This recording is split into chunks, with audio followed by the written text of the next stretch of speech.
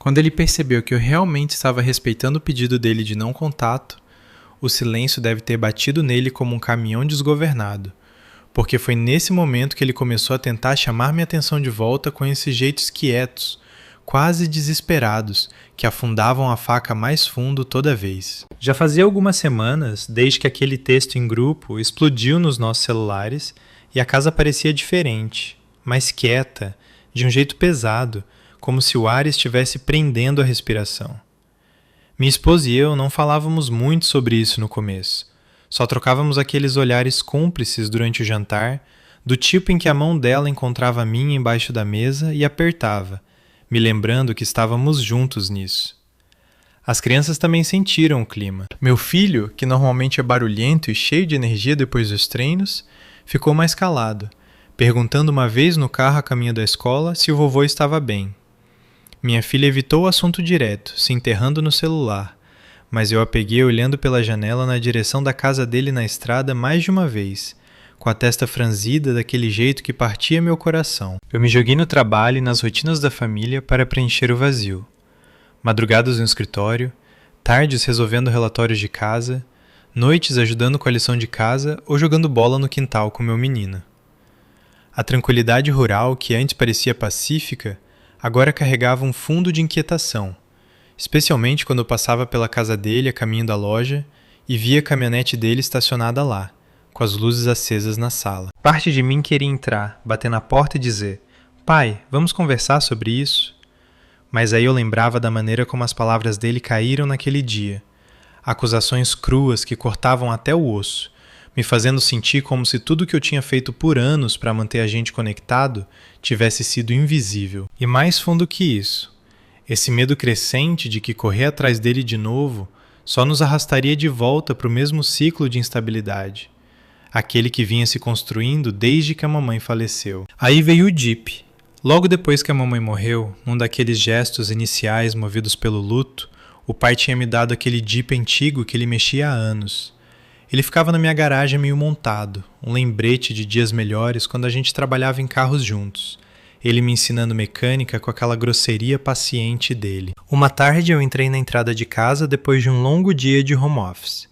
O sol baixo sobre os campos, o cheiro de grama cortado do vizinho no ar, e lá estavam. Uma pilha de peças espalhadas bem no meio do concreto. Freios, mangueiras, um kit de fiação. Sem bilhete, sem ligação, só ali. Meu estômago caiu. Eu sabia que era ele. Ele tinha dirigido 1,5 quilômetros, deixado as peças como uma oferta silenciosa e ido embora. Eu fiquei parado ali por um longo minuto, com as chaves ainda na mão, o peso daquilo apertando meu peito até ficar difícil respirar. Era o jeito dele de dizer que sentia minha falta? Ou era um teste para ver se eu mordia e estendia a mão? Eu não toquei nelas, só contornei a pilha como se fossem minas terrestres e entrei em casa, onde minha esposa estava picando legumes para o jantar. Ela viu minha cara e nem perguntou, só me puxou para um abraço, a voz suave no meu ombro. "Você está fazendo o que ele pediu, amor. É tudo o que você pode fazer agora." Mas continuou ouvindo. Algumas semanas depois, meu aniversário chegou. Nada grande, só uma coisa de família, com bolo e as crianças me zoando por estar ficando mais velho. O correio chegou e lá estava. Um cartão dele. Envelope simples, meu nome na letra dele que eu conhecia desde criança. Dentro, uma mensagem de aniversário genérica rabiscada. E dobrada junto, uma nota novinha de R$50. Eu fiquei olhando para aquilo por um tempo que pareceu uma eternidade, sentado sozinho na ilha da cozinha, enquanto a casa zumbia com a vida normal ao meu redor. R$50. Do meu pai, que sabia muito bem que eu estava financeiramente estável, beirando rico honestamente depois de anos de decisões inteligentes e aquele emprego estável. Não era sobre o dinheiro. Parecia tão performático, tão pequeno e alto ao mesmo tempo, como se ele estivesse acenando uma bandeira, dizendo: "Olha, eu ainda estou aqui, me note." Minha garganta apertou, os olhos ardendo com um ardor inesperado de lágrimas que eu não tinha deixado cair desde o velório. Eu quis ligar para ele naquele momento, ouvir a voz dele rachar ou rosnar ou o que quer que fizesse, mas dobrei o cartão e guardei na gaveta. Não reconheci. Não mandei mensagem. O silêncio se estendeu, deliberado agora, e parecia ao mesmo tempo fortalecedor e a coisa mais pesada que eu já carreguei. Já faz mais de um mês desse silêncio total do meu lado. Sem ligações, sem passar lá, sem nada. As crianças perguntaram algumas vezes, de forma casual, mas eu mantive vago. Diz para eles que o vovô precisa de espaço agora, que estamos respeitando os desejos dele. Meu irmão e a esposa dele? O mesmo silêncio de rádio deles também. Todos nós honramos isso, esse pacto não dito nascido do cansaço e da autopreservação. Mas a culpa? Cara, ela se infiltra nos momentos mais estranhos. Tarde da noite, quando a casa está escura e eu estou deitado ao lado da minha esposa, a respiração dela estável enquanto a minha acelera. Eu repassava tudo. O riso da mamãe ecoando na minha cabeça, o jeito como os olhos do pai pareciam tão perdidos no velório, como ele tinha se comparado a um animal ferido, como se estivesse nos avisando que poderia atacar. Ele perdeu a esposa de 41 anos num piscar de olhos. 41 anos. Isso é mais tempo do que eu estou vivo, mais do que meu próprio casamento até agora. E aqui estou eu, filho dele. O que deveria ser a âncora agora, simplesmente sumido. Ignorando um viúvo de luto que mora a 1,5 km? Recusando até agradecer pelas peças ou pelo cartão? Parece frio como gelo, como se eu estivesse abandonando ele no momento mais vulnerável, girando sem remédios, a maconha, os apps de namoro, as brigas de bar que ele se gaba como se fosse algum distintivo distorcido de honra. Eu me pegava olhando para o teto, coração batendo forte, com perguntas que não se calavam. E se ele estivesse sentado sozinho naquela casa agora, a mesma ainda cheia das coisas dela, fumando mais um baseado e se perguntando por que o próprio sangue virou as costas?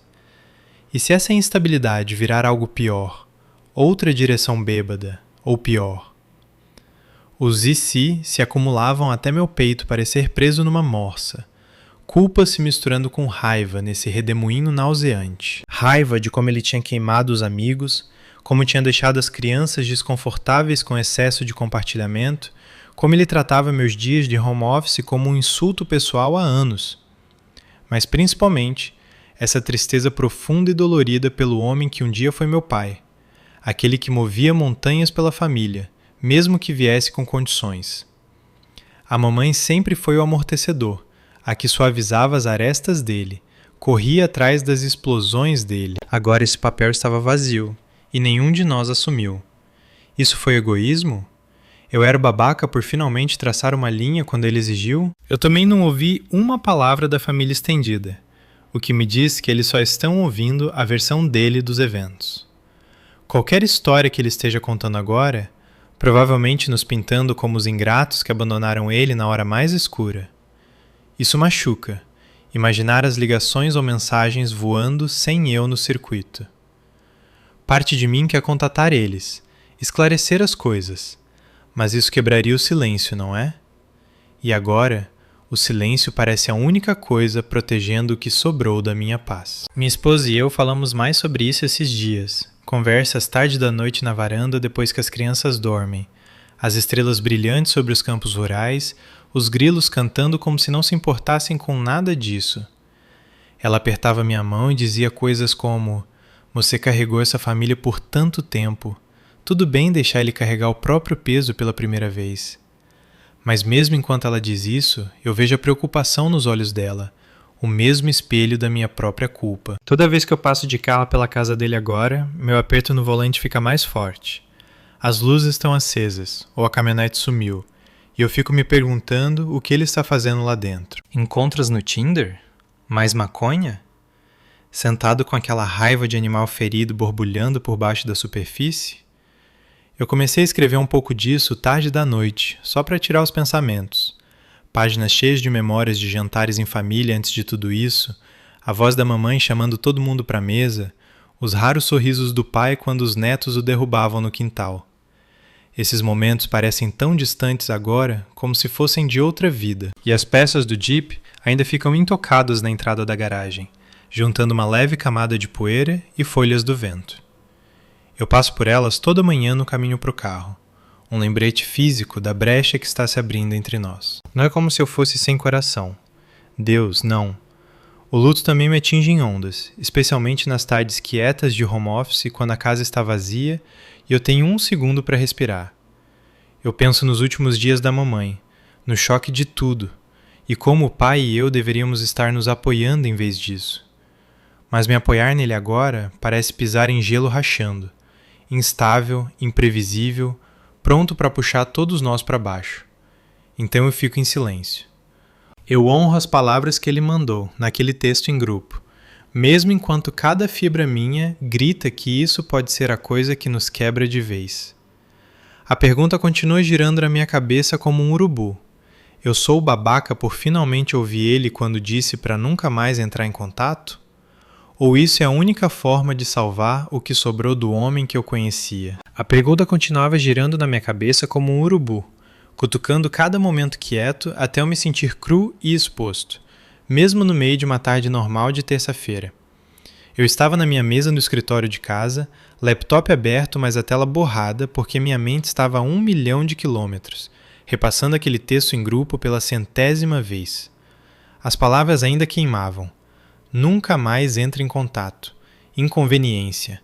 Você não se importa. Do lado de fora da janela, os campos rurais se estendiam sob um céu cinza, o vento balançando a grama alta como se sussurrasse segredos que eu não conseguia ouvir direito. Meu café tinha esfriado ao meu lado, a caneca deixando um círculo fraco na madeira, e eu percebi que minhas mãos estavam tão apertadas que os nós dos dedos estavam brancos. Eu queria gritar, socar alguma coisa, dirigir aqueles 1,5 km e exigir que ele retirasse tudo. Mas eu não fiz. Só fiquei sentado ali, respiração rasa, me perguntando se esse silêncio estava protegendo minha família ou matando lentamente alguma coisa vital dentro de mim. Naquela noite, depois que as crianças voltaram da escola, o peso de tudo apertou mais forte durante o jantar. Minha esposa tinha feito a famosa lasanha dela, o aroma de queijo enchendo a cozinha e nos envolvendo como um abraço que todos precisávamos. Mas a mesa parecia desequilibrada sem a 4ª cadeira que a gente puxava para o pai nas noites aleatórias. Meu filho mexia a comida no prato, o garfo raspando de um jeito que irritava meus nervos. Pai, ele disse finalmente, voz baixa e hesitante. A caminhonete do vovô passou mais cedo quando eu estava jogando bola. Ele não parou, só olhou para cá. Meu coração deu um salto. Eu consegui imaginar a velha picape vermelha do pai diminuindo por meio segundo, o rosto virado para nossa casa, os olhos talvez procurando algum sinal de movimento. Minha filha não disse nada, mas pegou o celular como se fosse um escudo, rolando por qualquer coisa que abafasse o silêncio estranho que veio depois. Minha esposa pegou meu olhar por cima do vapor subindo do prato, a expressão suave mas cansada, do tipo que dizia que ela sabia exatamente quanto isso estava me custando. Mais tarde, quando as crianças subiram para fazer lição, minha esposa e eu acabamos na varanda dos fundos, como sempre fazíamos em noites assim. O ar estava fresco, carregando o cheiro fraco de fumaça de madeira de uma fogueira do vizinho, estrelas espiando por entre nuvens esparsas. Ela se encostou no corrimão, taça de vinho na mão, e eu fiquei ao lado dela, braços cruzados com força no peito, como se estivesse me segurando inteiro. Você tem carregado isso por meses, ela disse baixinho, a voz cortando o canto dos grilos. Desde outubro, na verdade. O jeito que ele parou os remédios, a maconha, as coisas de namoro na frente das crianças, não é saudável para nenhum de nós, especialmente agora. Eu assenti, mas por dentro meus pensamentos eram uma tempestade.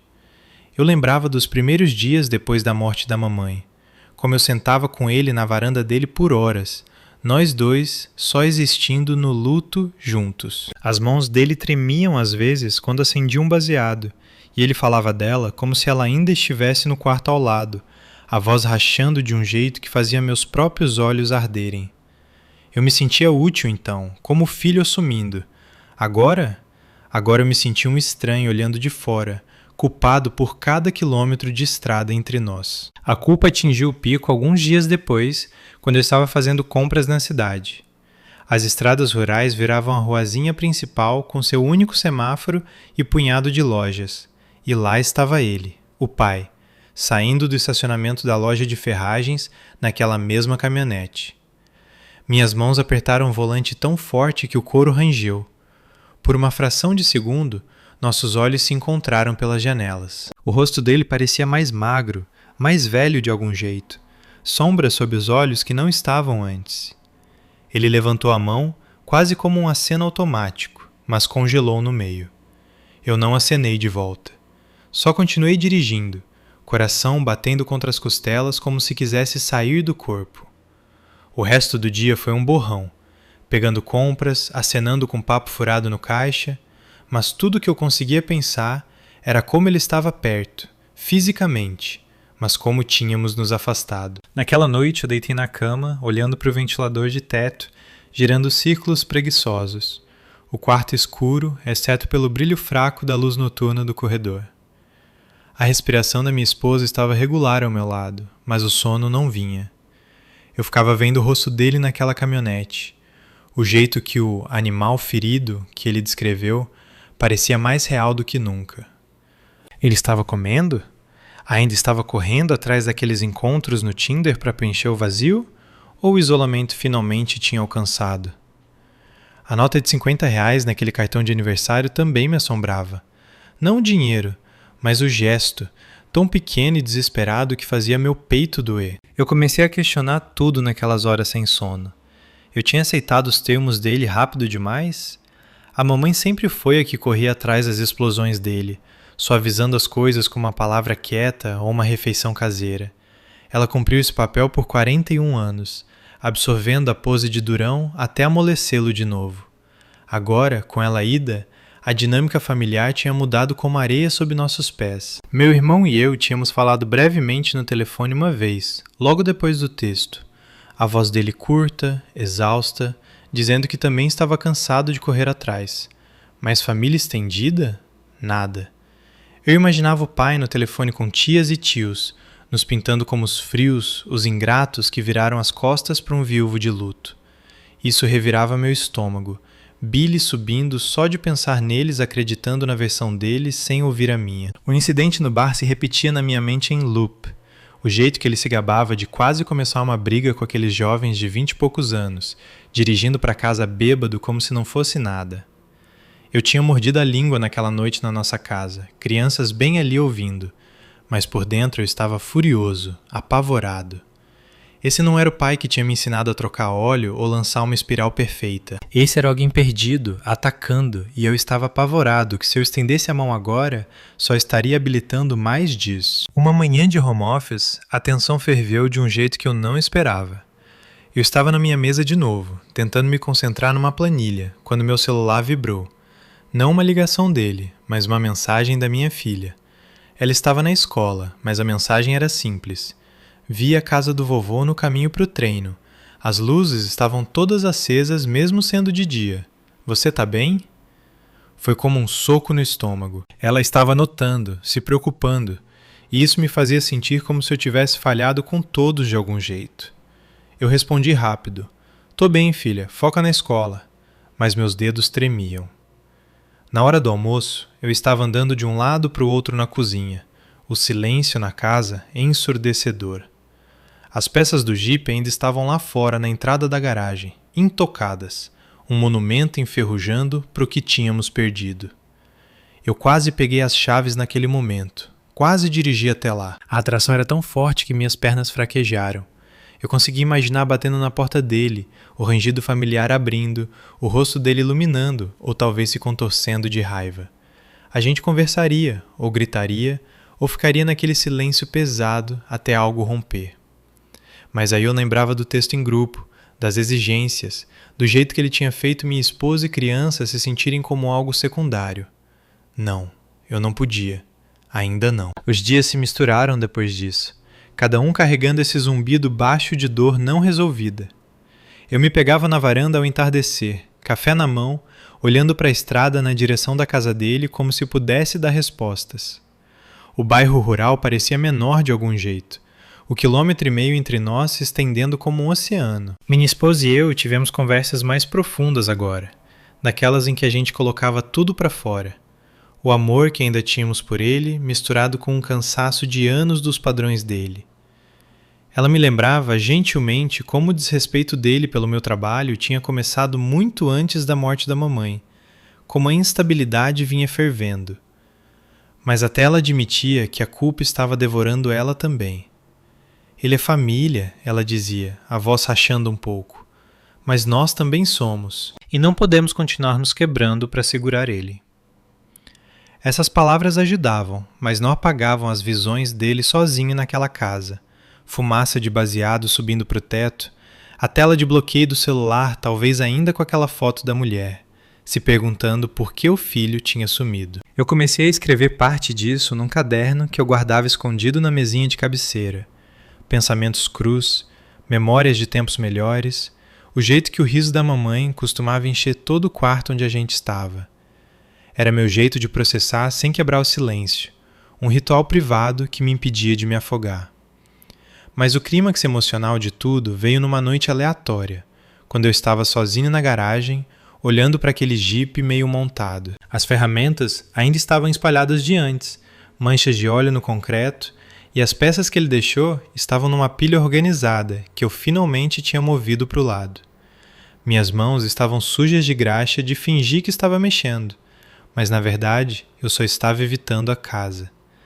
As lágrimas vieram então, quentes e inesperadas, borrando o metal na minha frente. Eu desabei contra a bancada, costas na parede fria, e deixei sair. O luto pela mamãe, a raiva pela espiral do pai, a culpa esmagadora das minhas próprias escolhas. Que diabos eu estou fazendo? Sussurrei para o espaço vazio, voz rouca. Honrar as palavras dele parecia certo para a paz da minha família, mas deixar ele assim, instável e sozinho, me fazia sentir como o vilão da minha própria história. Eu era frio? Egoísta?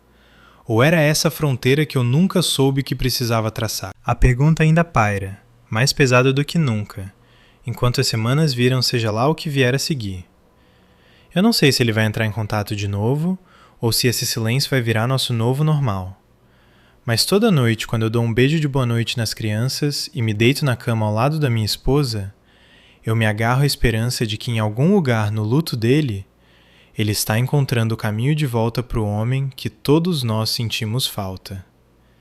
E se não... Bem, eu ainda estou aqui, a 1,5 km de distância, coração bem aberto, mas protegido, esperando por um sinal que não vem. A pergunta ainda paira, mais pesada do que nunca, enquanto as semanas viram seja lá o que vier a seguir.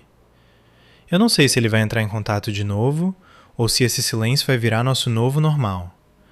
Mas toda noite, quando eu dou um beijo de boa noite nas crianças e me deito na cama ao lado da minha esposa, eu me agarro à esperança de que em algum lugar no luto dele, ele está encontrando o caminho de volta para o homem que todos nós sentimos falta. E se não... Bem, eu ainda estou aqui, a 1,5 km de distância, coração bem aberto, mas protegido, esperando por um sinal que não vem. Mais alguns dias se arrastaram naquele mesmo silêncio pesado, do tipo que faz o ordinário parecer que está debaixo d'água. Eu estava de volta no escritório por uma vez, as luzes fluorescentes zumbindo no teto como se zombavam dos meus pensamentos acelerados, quando meu celular acendeu com uma mensagem do meu irmão. Não era muita coisa, só uma checagem rápida, as palavras dele curtas, mas carregando o mesmo cansaço que eu sentia nos ossos. Ouviu algo? Ele perguntou. Eu fiquei olhando para a tela na sala de descanso, café fumegando na mão, o cheiro fraco de café queimado do escritório misturado com um nó no estômago. Respondi que não, e deixamos por isso. Mas mexeu com tudo de novo, o jeito que nós dois escolhemos esse caminho, honrando a exigência explosiva do pai, em vez de cair no velho padrão de correr atrás do caos dele. A mamãe não estava mais aqui para fazer as pazes, e sem ela, parecia que o fio da família tinha finalmente se rompido de vez. Naquele fim de semana, o ar rural estava fresco com a promessa do inverno. Folhas estalando sob minhas botas enquanto eu levava o cachorro para uma longa caminhada pela nossa estrada.